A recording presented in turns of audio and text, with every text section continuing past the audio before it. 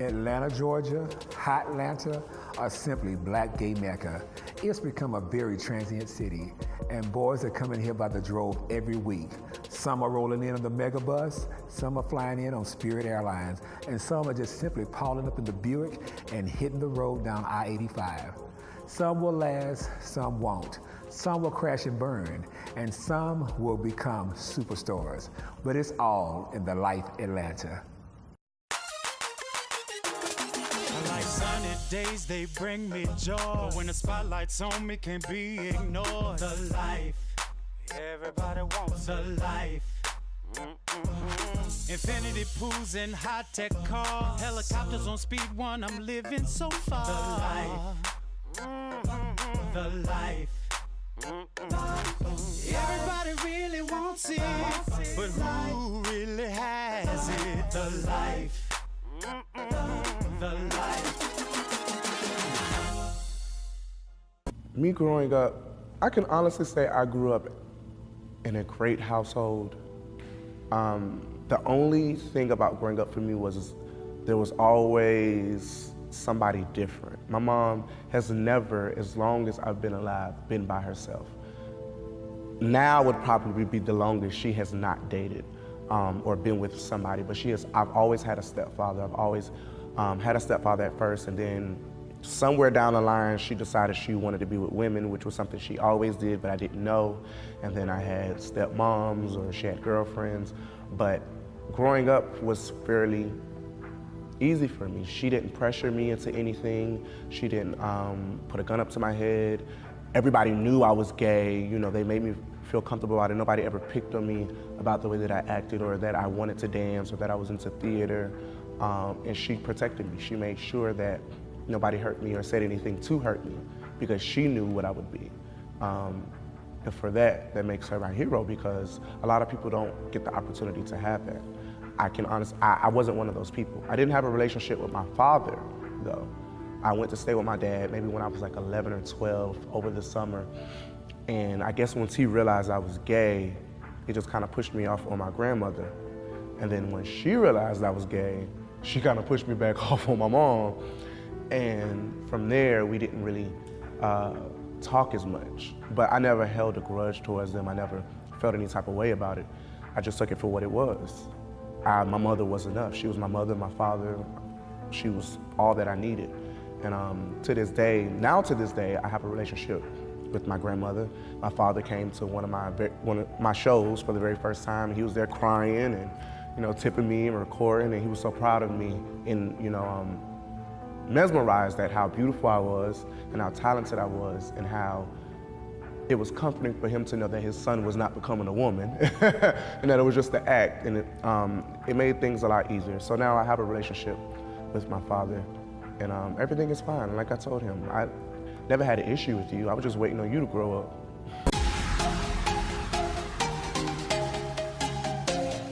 So everybody knows that fitness and health is very important to me, especially after living in California. My passion and just my experience grew within that industry. So coming back to Atlanta, I decided to launch my business. I'll do a series of free boot camps so I can introduce everybody to my style of training. But before I introduce it to the masses, I decided to call a friend of mine, Sita, and have him come to the park with me so we can kind of run through some things and I can test out moves with him.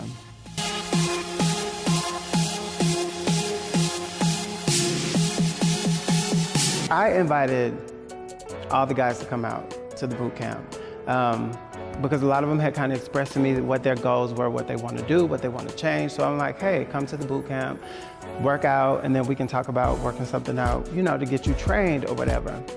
Nobody came. I heard from nobody, except the morning of, Danny texted me and said that he couldn't come because he had to work, which he always has to work, but he couldn't make it. So then I see Alan.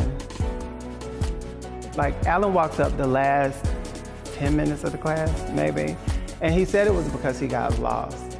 But for Alan to be so pro-Atlanta, and this park is not in a hidden area, I don't think he got lost. I just think he really didn't have plans to participate, because when he showed up, he kind of just set off to the side and watched everybody.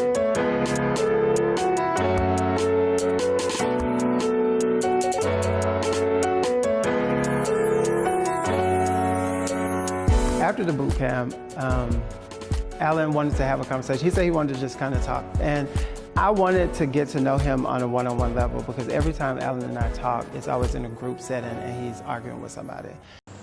Now, why didn't you participate in the class today? Well, yeah, I'm not, keen on doing no exercise and working out in the heat. I have a bad leg. I have a really noticed bad, that. Yeah. I had got shot in '92.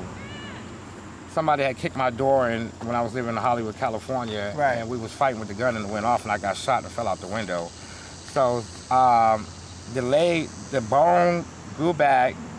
After it got broke again, the bone grew back on top of the other bone, so it's a compound fracture. Oh, so this leg is like 2.5 inches shorter than this one. Right. So, I mean, they can't correct it, because if they do, there's like an 80% chance that it won't heal. They have to amputate the leg. Right. So, exercise, I can like work out in the gym, but like exercise like out this and stuff like that, I can't do that.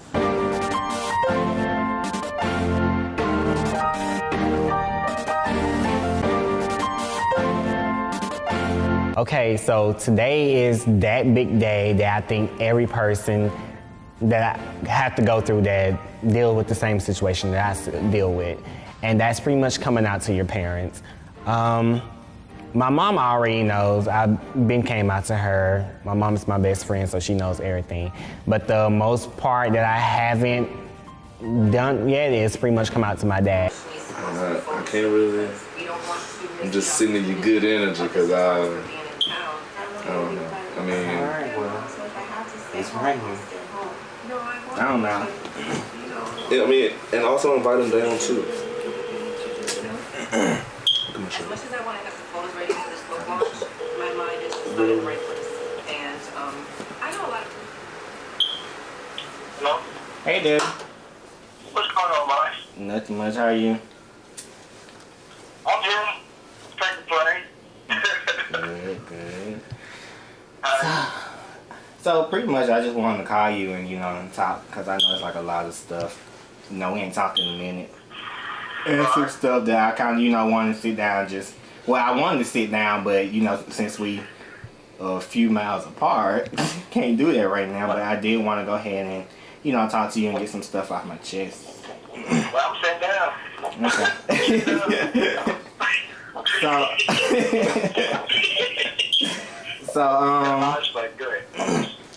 So, I mean, I know you probably know, like, with me growing up, and, I know everybody probably know, and it's just the fact of, my life and my things that I dealt with, some of the stuff, I choose, it's kind of, well, it really wasn't a choice, but it's just pretty much, and, can't really, like, get it out, because I don't know how to get it out, because I kind of just felt like growing up, I was pretty much different, and pretty much, wasn't what you wanted me to be, I guess, if that makes more sense. No, wait a minute. First of all, let me correct you. First of all, like I said, whatever you choose to do on Trump, you your own man. I'm still gonna love you regardless. Yes, sir. Whatever you decide, what's on with them, like I said, I'm still gonna love you because you my son. Yes, sir. Whatever you do is not gonna piss me off on nothing you doing because, like I said, you my son, you been my son, you gonna be my son. Right. So we don't feel bad about nothing because, like I said, I'm still gonna love you the same way that I've been loving you. Right. Don't never say, but like I said, anytime, and this stuff come up, anytime you need to call and talk to me, because I won't, because see, it hurts me because you don't put, the way you just said happen, Yes, sir. I call every night. Like, my son, I said, yeah, what I do that, son? I mean, it hurts. It hurts me. It really do. It hurts me now. Because, I'm like, what did I do to push my son away from me? That's what that's my brain did. Yes, sir. But like I said, don't never in your life think that no more. Anytime you need to call me, talk to me, call me. And like I said, don't worry about me. Like I said, you still be my son. Yes, sir. Regardless of what you do, you still mine.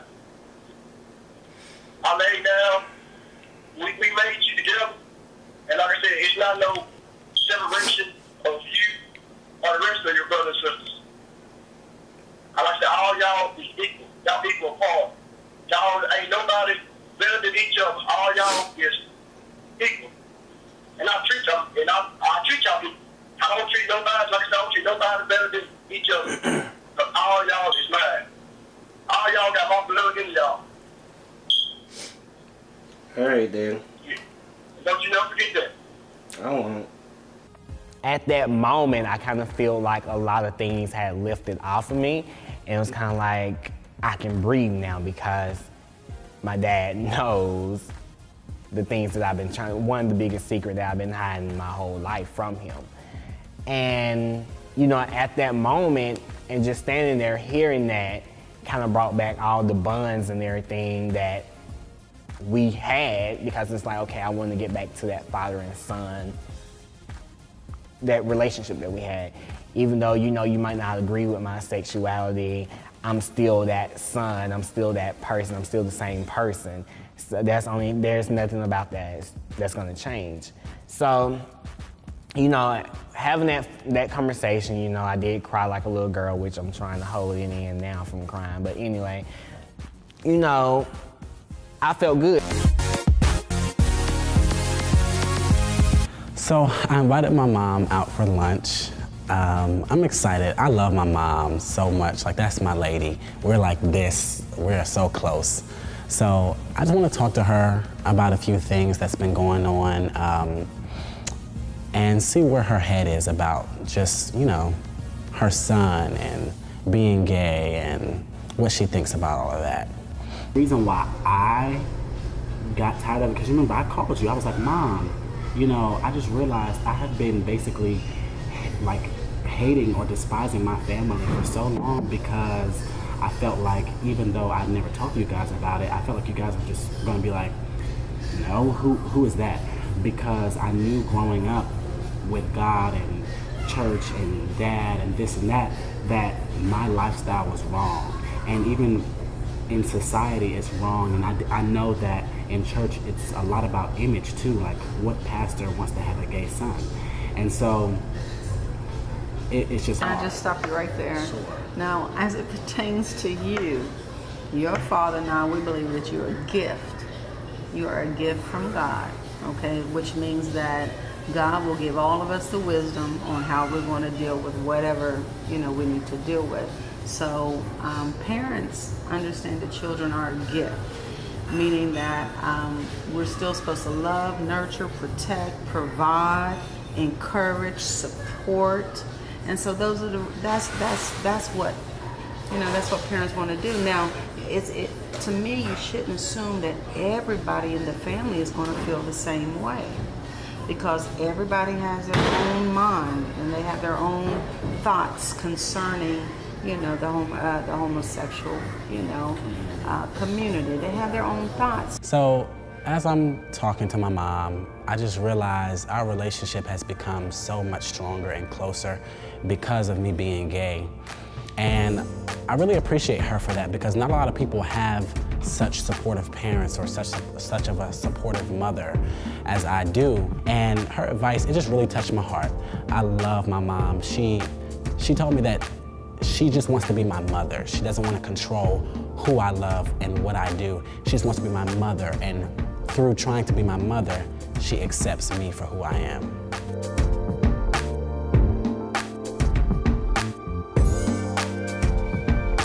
So, me and the fellas are in the studio, and I have my son there and my brother there. My son just got out of jail and drinking, and that's been the constant problem, is the alcohol and the drugs.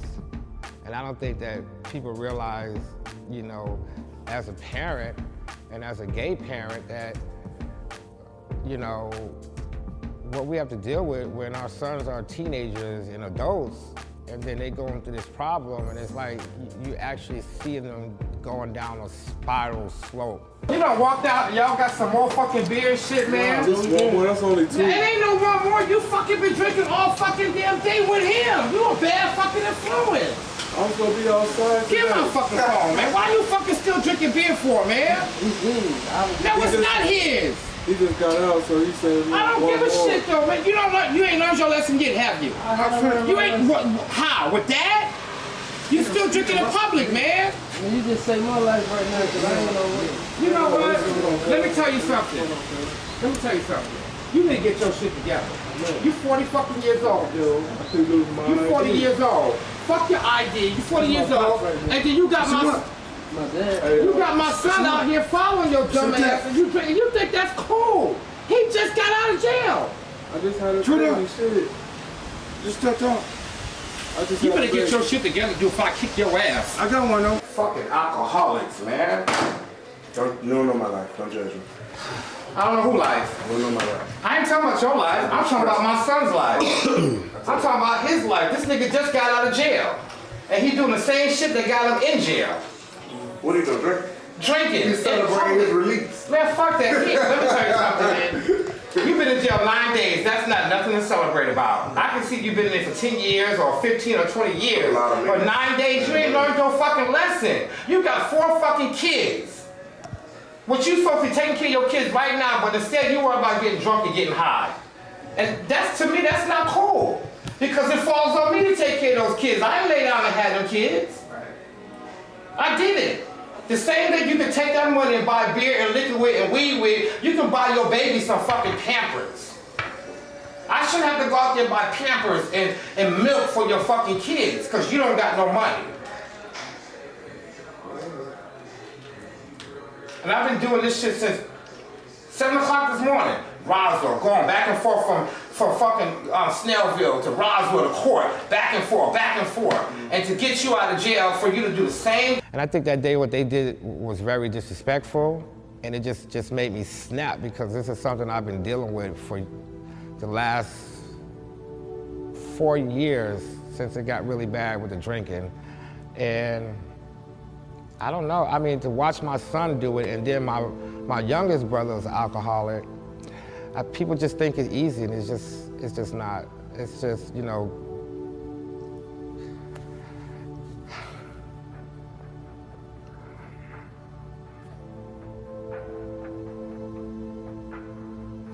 It's not easy, because every time I think about it, I'm thinking, okay, well,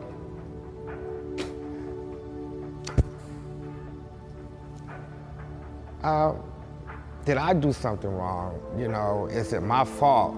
Or if I would have been there from him growing up, if I would have known him, or is it because of my lifestyle that's making him do these drugs and drinking and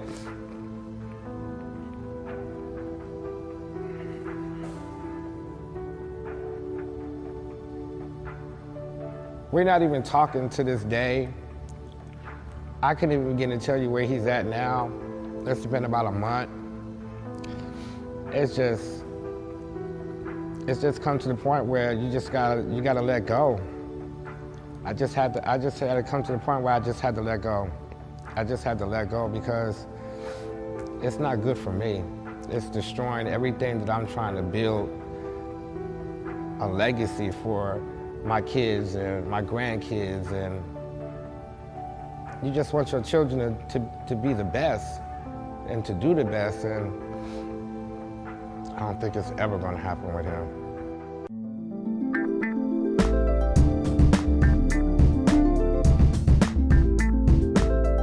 So in dealing with Josh, like, I don't have a problem with him doing the whole drag queen thing, but I don't want to date a woman. And the conversations we had, like, he doesn't know if he's comfortable in his own skin as Josh, but that's the only person who I would date.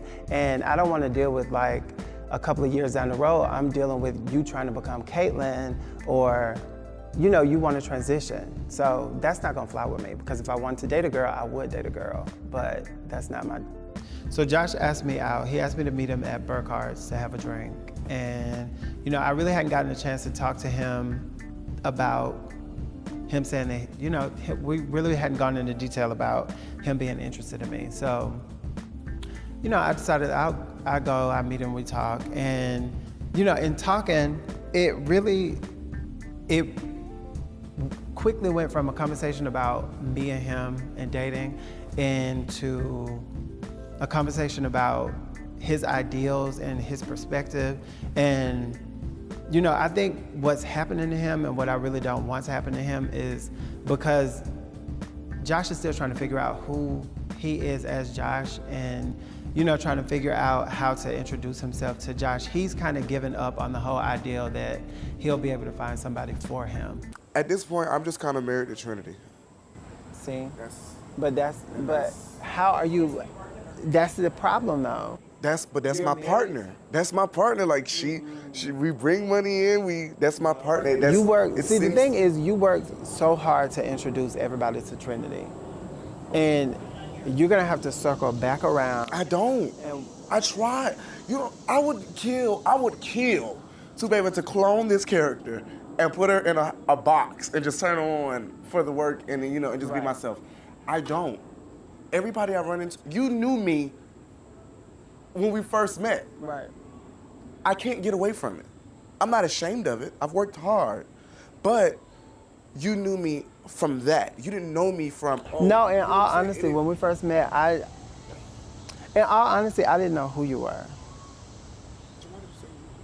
No. When you told me, when you said, when we were riding home, and you were, you're right, I was like, I know you from somewhere, but I don't know where I know you from. Because I honestly didn't. And but then that's a common thing. It's always that. Right. I know you from somewhere. Somewhere. And then when you said it, it kind of just it's normally either porn or I do drag. That's always the same. Always. Porn. I always get I do porn. Boys, if they don't, no. Oh. But if a boy sees me, like he'll think, oh, you did porn. Like, do I know you from? They knew me from TV. They just couldn't figure out. That was me. Bitch, I get that because of that pilot that I did online. Like, I was at a house party one time and this guy was like, he was asking one of my best friends. He was just like, is he in a porn? And I knew it was something awkward that he said to my friend because my friend just kind of looked and then he was like, no. But then when he told me, I just thought that was funny. But I find it funny too. it just happened to me in Jacksonville. But I just don't want you to give up. Like, but I don't want you to wear yourself out emotionally. Like, but if that's how you feel and you want to be in love and you want a relationship, like... I don't doubt it's not going to happen. I really don't. It will happen. I don't doubt it's not going to happen. I'm just, at this point in life, like as of right now, like just talking to you, you'll just be like, you know, just telling you emotionally, I feel I am attracted to you. I do like you. I think you're a great person. But that's just what that is. It's a like. No pressure. I told Rodney that I wanted to chill with him and, you know, get some alone time with him finally and just hang out and, you know, pick his mind a little bit. So I invited him out to Burkhart's to have a few cocktails. And we were able to get a chance to talk and, you know, just get a feel of each other. And I think after talking to him, after getting a piece of his mind and where he was and what it was that he was looking for, I realized, like I said about Genesis, some people are just meant to be your friend. And I'm glad I got the opportunity to hang out with him and talk to him because now I know who he truly is as a person, and it makes me appreciate him a lot more and to build a friendship with him. And who knows what the future may hold. But as of right now, it's my good girlfriend.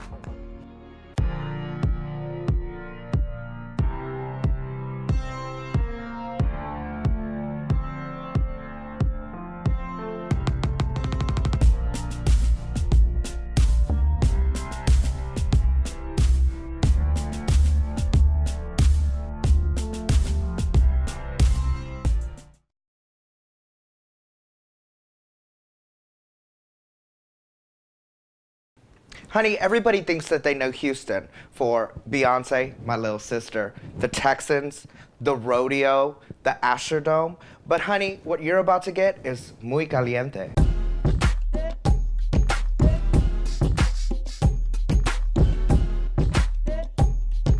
So in Houston, we're all about the turn up.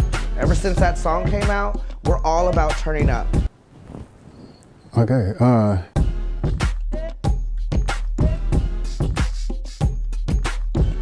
Is he hung? Is he not hung? Does it hurt? How do you put it in? Well, girl, it's not that far from your anatomy, honey. Y'all know the deal. We're exactly the same. You like size, we like size.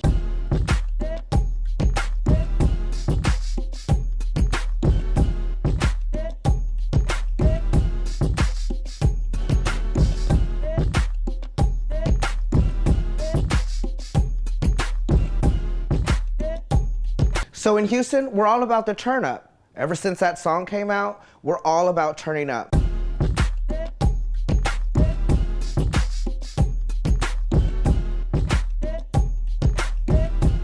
Now, you haven't heard this from me, but these kids are spending their rent money to pop bottles. And I should know this, I do run 3 clubs in Houston. Let's go to Alea. She's a top. Enough said. Well, when you got breasts, you're gonna be treated like a lady when it comes to me, period. Well, if you're attracted to a tranny, what do they do? K-Bun he's a nice guy. He's a nice guy. I just think he's a little flirtatious. You know, I don't like a flirtatious person. Like he's like over flirtatious. That you don't want me to be a thought. I'm just telling you that I don't want you to give thought. So my thoughtism could be on a t-shirt next time you see me. Honey, the war became like a fucking tennis match. It was don't do it, don't say it, don't do it, don't say it. I had to lean back. You know how expensive this silicone is?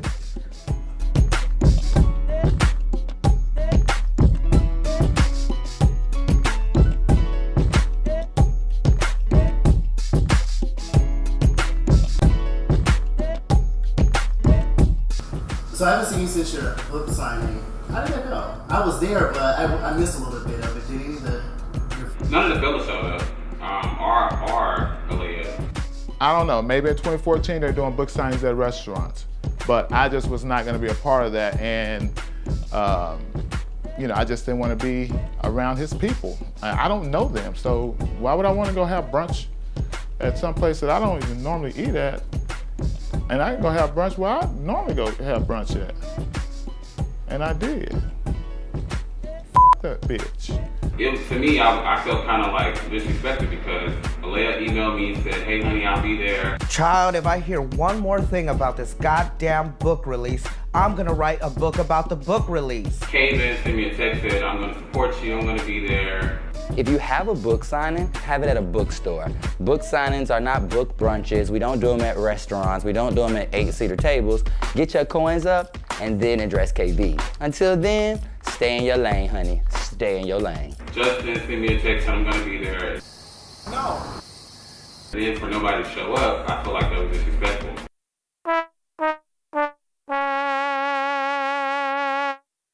So to me, it was kind of a slap in the face. You know, we're all supposed to be getting to know each other, but I felt like at that moment they didn't make an attempt to come out and support me and get to know me. So maybe, I mean, it could be jealousy or something. I don't know what that is, but. Girl, really?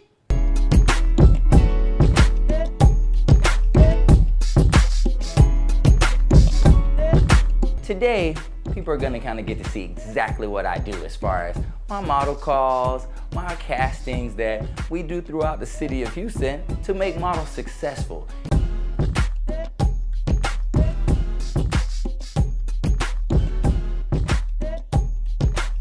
Y'all thought we were playing with y'all? The shit's gonna get real. So who the fuck is gonna tell me that you're supposed to die? It's not me. Dude, you need to get Lewis on the fucking phone right motherfucking now. Well, I got Lewis number, so. Problem with Dion is, Dion sometimes takes a situation and he takes it to another level.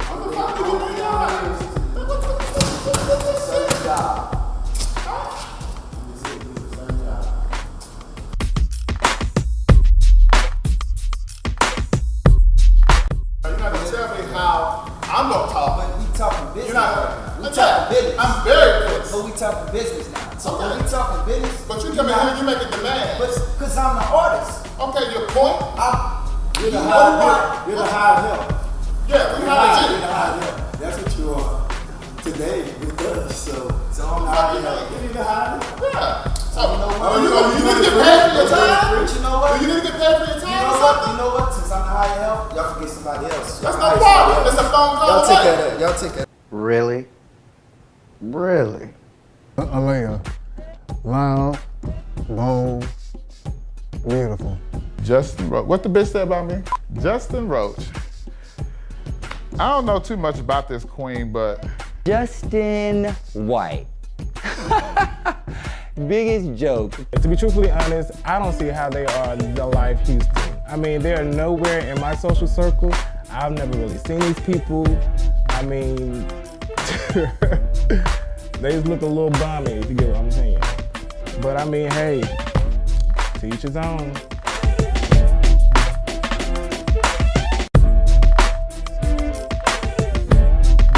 Oh, honey, this is a wrap. I'm done.